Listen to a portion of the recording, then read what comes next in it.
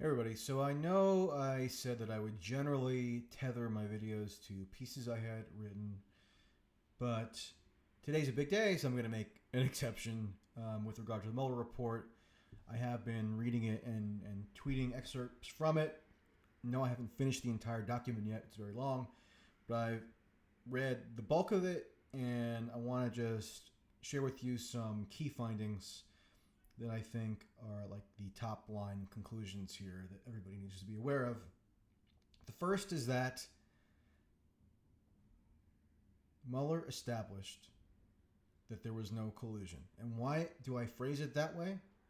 Because Mueller's investigative mandate was to pursue all conceivable avenues toward this collusion hypothesis. Meaning, all the evidence that could have been ascertained by Mueller in service of constructing a theory whereby Trump or members of the Trump campaign colluded or conspired or coordinated with Russia, all those avenues were available to him, and he pursued them exhaustively. And he came up with the finding that he could not establish a Trump-Russia conspiracy. Okay? I've heard people now claiming that Mueller left open the possibility that there's some collusion because he didn't, and just because he didn't find evidence to establish it doesn't mean that the collusion didn't exist. Well, yeah, that's just a trivial point because on an epistemological level, you can't prove a negative, right? So I can't prove that there's no UFO hovering outside my window right now. I can't prove that with 100% certainty. Right?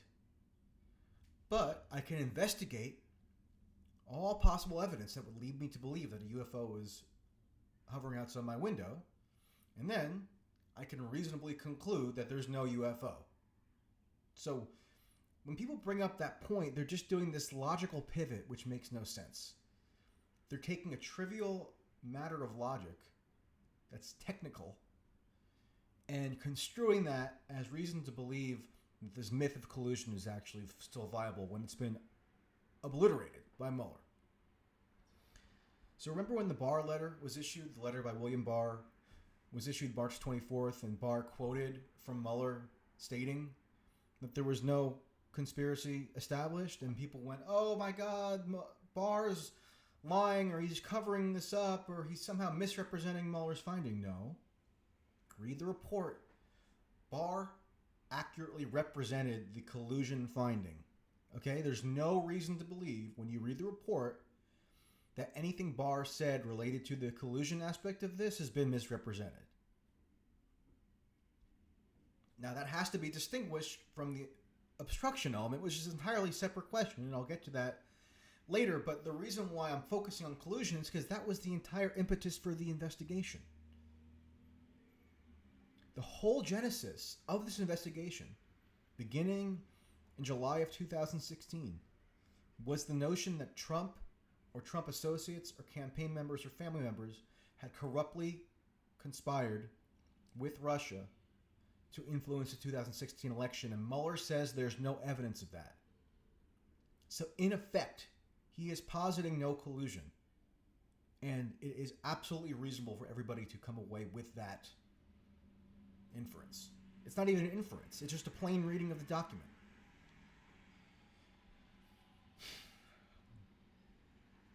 So here are some findings that I think are worth noting. And again, I'm still reading the entire document, but I figured people would want an update on this quickly.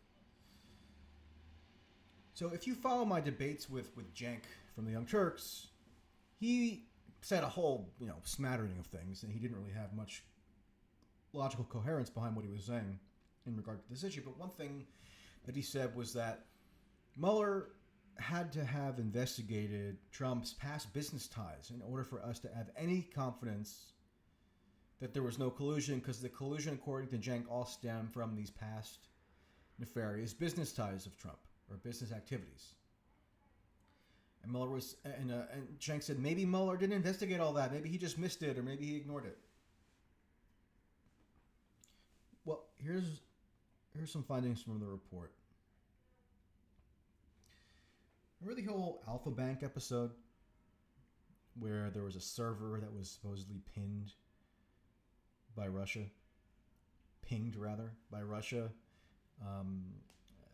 Trump organization server. And the idea was that, oh my God, if Mueller doesn't investigate Alpha Bank, then this whole thing was a sham. Mueller did investigate Alpha Bank.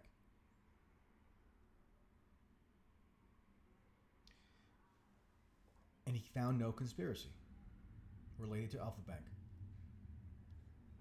Sorry. Go read it for yourself. Remember the general theory posited by Jenkins and some others that Mueller might have been bullied or pressured into investigating Trump organization activities that predated the presidency? Well, also false. Because we know that Mueller investigated Trump organization business activities dating back at least to 2013. Okay? So that's confirmed. So number one, we know that Mueller did investigate the Alpha Bank matter. Number two, we know that Mueller did investigate Trump business ties predating the presidency by years. Okay? That's established. That's just not controvertible at this point.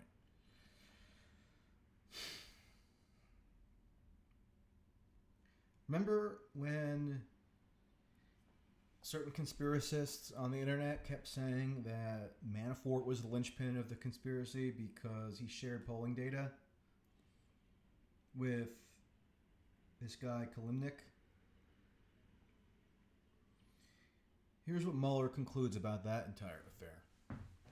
The office did not identify a connection between Manafort sharing polling data and Russia's interference in the election. The investigation did not establish that Mueller otherwise coordinated with the Russian government or its election interference efforts. Okay, so that's now in the trash can as well.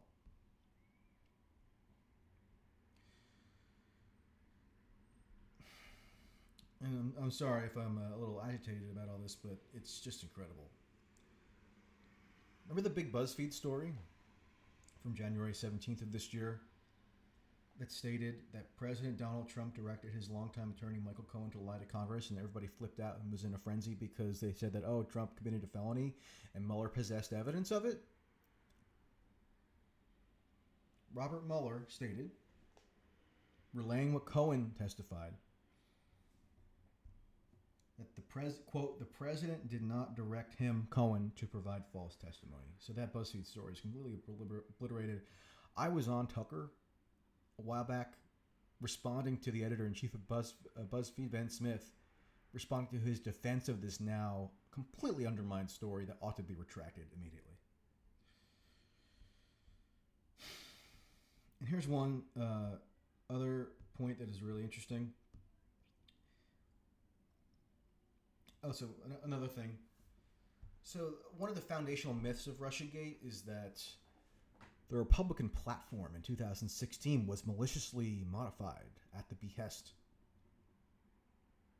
of Russia to make it softer on Ukraine, or softer on Russia's role in Ukraine. Everybody was saying that this means that the Trump campaign is coordinating with Russia to implement all these kinds of horrible policy goals.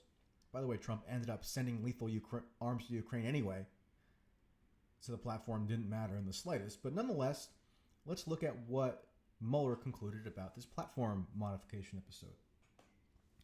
Quote, the investigation did not establish that one campaign official's efforts to dilute a portion of the Republican Party platform on providing assistance to Ukraine were undertaken at the behest of candidate Trump or Russia. So not only was it not undertaken at the behest of Russia, it wasn't even undertaken at the behest of Trump, because he was running this amateur operation and nobody cared about the party platform anyway because it's totally meaningless and toothless.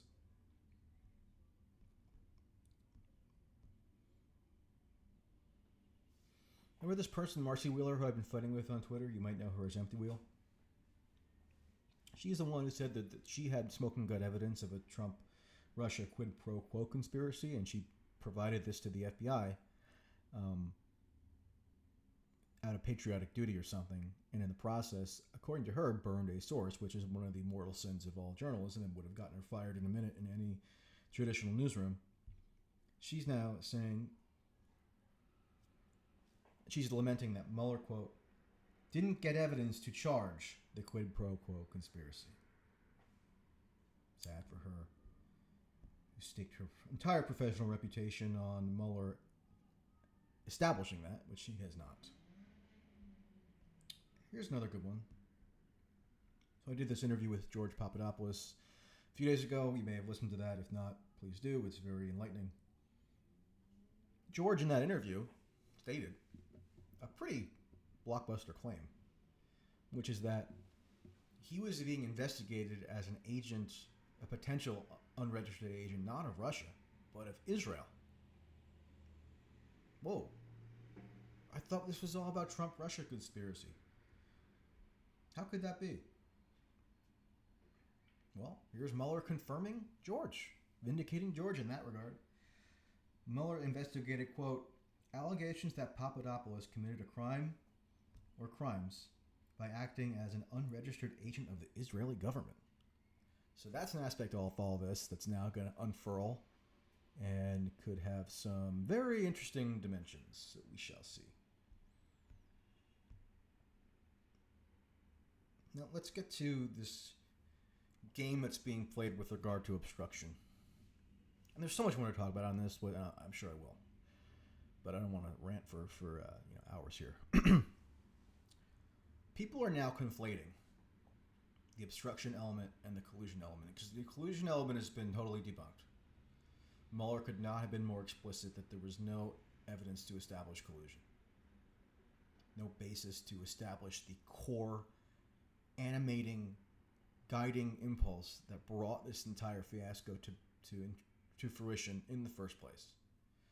Without the theory of Trump-Russia coordination or conspiracy, there would have been no Mueller investigation. There would have been no FBI investigation. There would have been no general Trump-Russia frenzy, if not for that core postulation, which has now been undermined definitively. Okay?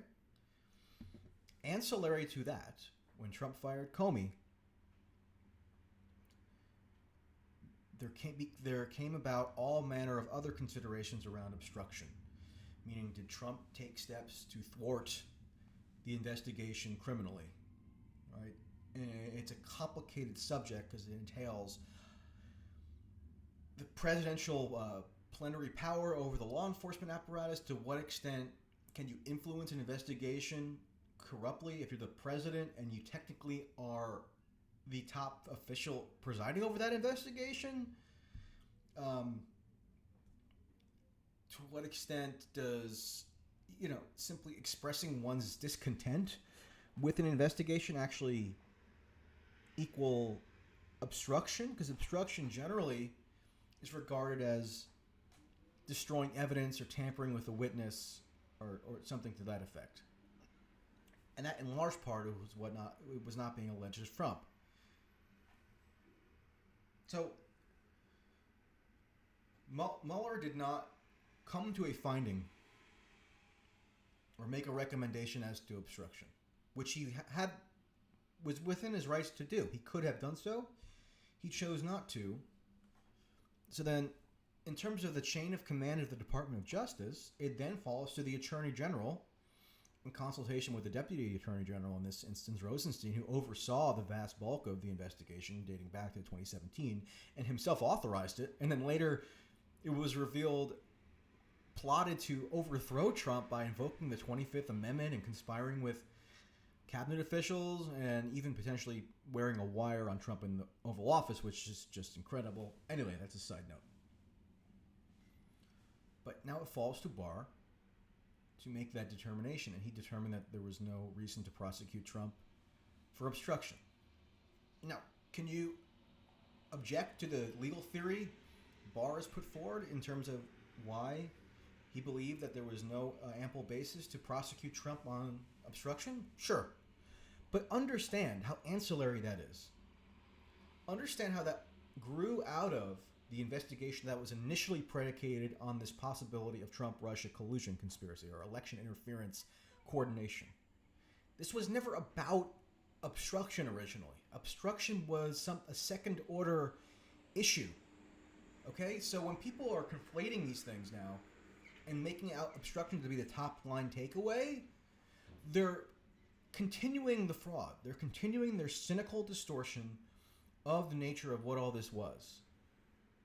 Because they want to confuse the public perception. The propaganda is just overwhelming here. And you know why I know with even greater certainty than ever that the propaganda engine is in full blast? Because you have members of the media who are just deluded beyond belief, now saying that this report validates their journalistic approach to all this for the past several years. And you can't be more just criminally insane than that.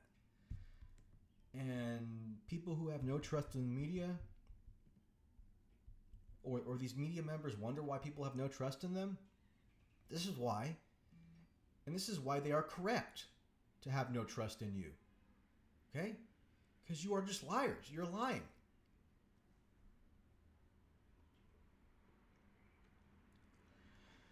Anyway, so the obstruction issue is now being used as a way to absolve the media of their culpability in all this kind of vast wrongdoing. And they're going to use it to overshadow, once again, the core conclusion that there was no Trump-Russia conspiracy, which was the reason why all this was in existence in the first place. And yeah, there's a long discussion to be had about obstruction. We can, if you want. Congress, I'm sure, is now going to deal with it. But you have to put it into proper context, and you have to distinguish it between the overarching collusion hypothesis that's been looming over everything throughout all this. Okay, so that's it for now. Just wanted to give you a little update here, and there will be more in the near future, so take care.